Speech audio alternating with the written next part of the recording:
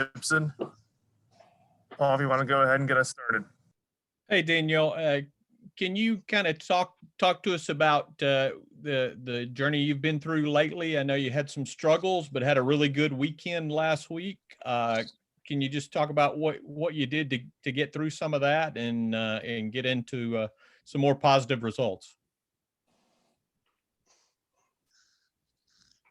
Yeah, I think that personally, I started off SEC pretty hot, and then got into some concussion protocols and just let myself have a little bit of grace coming out of that. It's definitely not an injury that I'm used to. I'm used to just kind of taping it up and let's go.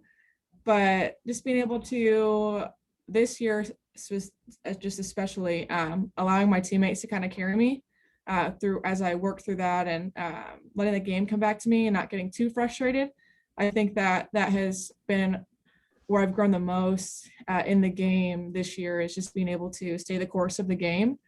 It always feels good to get out of a slump, but just finding the fun in softball again, and the fun in hitting.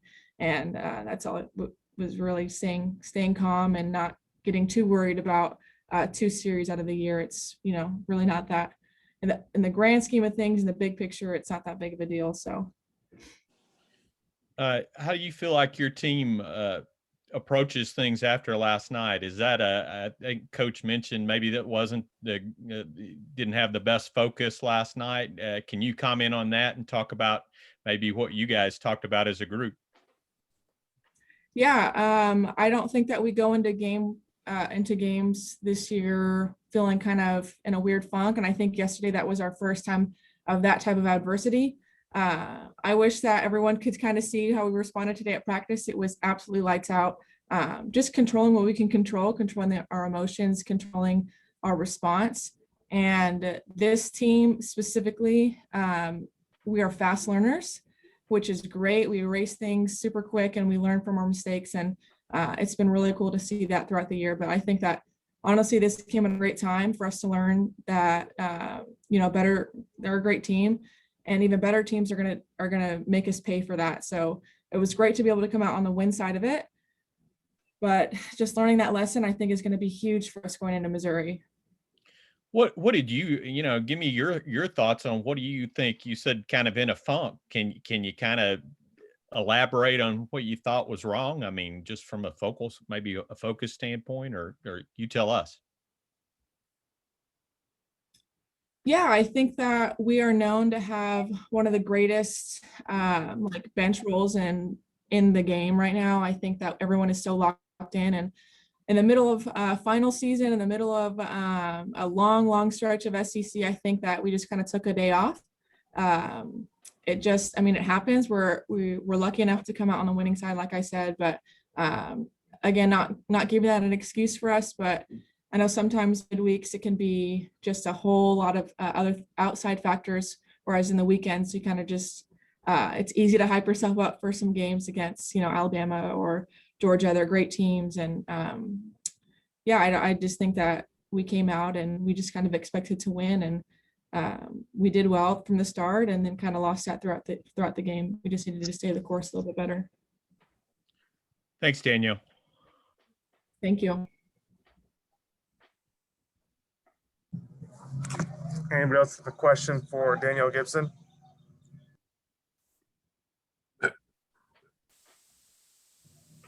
I think I'm unmuted now. All right, there we go. 6 games left in the season for you guys. Is the SEC regular season title something you guys are talking about, something you're focused on, or is it just more a 1-game approach type? Yeah, I mean, we've put ourselves in a great position to be able to play for this title, and I think that we've worked so hard at the beginning of the season and in non-conference and in the beginning of the conference. But Coach Michael was talking about it today, is our game 2, game 1 of LSU, game 2 of Mizzou has the same amount of importance as South Carolina game 1 or South Carolina game 3 did. Taking it day by day is our biggest thing, not getting too ahead of ourselves, not celebrating too quick, not thinking we have it in the bag. I think that this team does a really, really good job of just taking one game at a time, one pitch at a time. So yeah, I mean, it's definitely something cool to be able to think about is winning the regular season. but just being able to stay grounded. How much does playing at home, especially this time of year, get you guys going? We love our fan base. I think Razorback fans are some of the greatest in the country. And the coolest thing about playing at home is honest. I mean, we don't really feel like we're playing away this year. It's kind of weird. Kayla and I were talking about this, I think, in Georgia, and it's like we don't feel that intimidation factor anymore. We just play our game, and but definitely the fan base and hearing their cheers and seeing all the little girls out there that aspire to be us one day. It's definitely it's a humbling experience. Awesome. Thanks, Danielle. Thank you. Jason? Hey, Danielle, the home run trots, what are those like? And what has that been like for you guys to have 82 of them now this year, and just the internal competition? I know you don't go up there trying to hit a home run, but when you do, what's that like with this team? Oh, it's so much fun. I think that's really the only word that I can put to it. It's just fun. It's fun watching Braxton, every single home run, it doesn't get old. Every single home run of Lane's does not get old. I think that it's just fun. I mean, we're playing a game that we love to hit. And seeing each other come up so big in situations, especially with Braxton last night. But it is fun. It is good old like swinging freely. And it's just, I'm proud of every single one of us for just staying the course and not getting too big with the home runs. I think that exactly like you said, we don't go up trying to hit home runs, but it happens and we'll take it. So. And though a lot of those home runs have been big, like last night with Braxton, other games. I mean, you guys have really had big home runs that have kind of helped propel you to where you are right now. Yeah, I just think that we've been putting good bats on the ball when we need to, and luckily they've been going out of the park, which is great for us. But just being able to have good at bats, quality at bats, and then having the outcome that we, obviously that we train for is those big hits. So it's been really, really clutch. I know Jacob asked about the SEC. I mean, as you kind of prepare for this weekend, knowing what's at stake, in the final 2 weekends, I mean, how much do you guys let that play into how you go approach a game? Do you let it play in? Do you realize how close you are to winning an SEC title? I think recently it has been where it's hit the most, but our biggest thing this weekend is if we can get there day by day and take one pitch at a time, we're gonna set ourselves in a pretty good spot to be able to go in and be able to have the regular season title.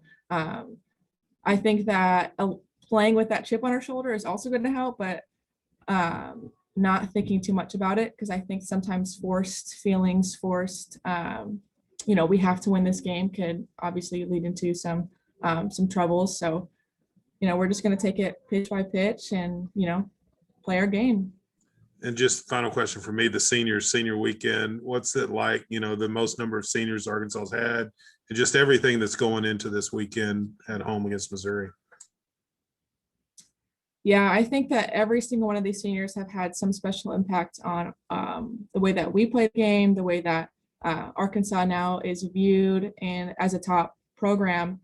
I can't wait to honor them. I can't wait to honor every single one of them. And they have no idea how much they've impacted our lives, our coaches' lives, the Razorback fan base, the athletic department. So, I mean, they are all incredible in their individual ways. And, we're going to miss them. But this weekend, I think, is going to be great for them to be able to come out and show what they have one last time on Bogle. Well, hopefully another time, but, as regular season. Anybody have any other questions for Gibby? Okay, that will wrap us up with Danielle Gibson. We'll get Coach